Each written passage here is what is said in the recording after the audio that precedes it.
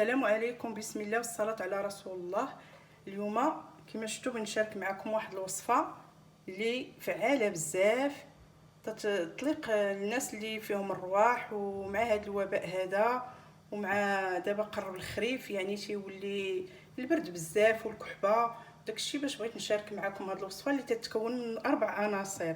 عندي هنا واحد الحامضه صغيره معصوره، عندي هنا 2 معالق كبار د العسل الحر، يكون تاع الليمون ولا تاع الزكوم ولا اللي كان، المهم عسل حر.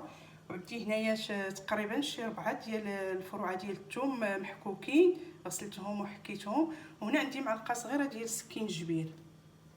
غندير معكم دابا الطريقه. شعلت البوطه على تكون مهيله، ما تجهدوش، تكون مهيله باش ما تحرقش الثومه. وناخذ واحد المقله صغيره وناخذ ديك الثوم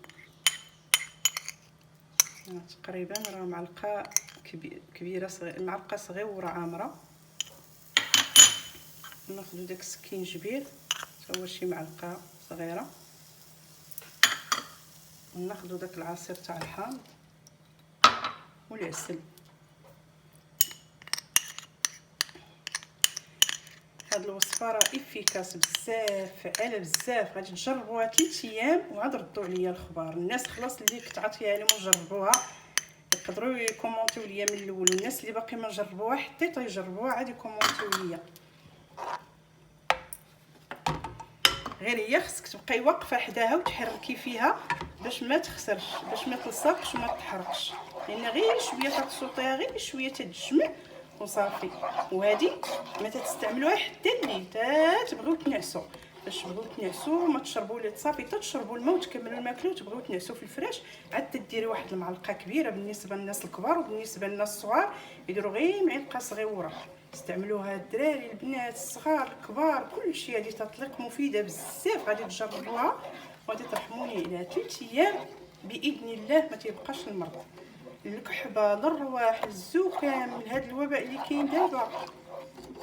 والله العظيم هي وصفه فعاله جدا.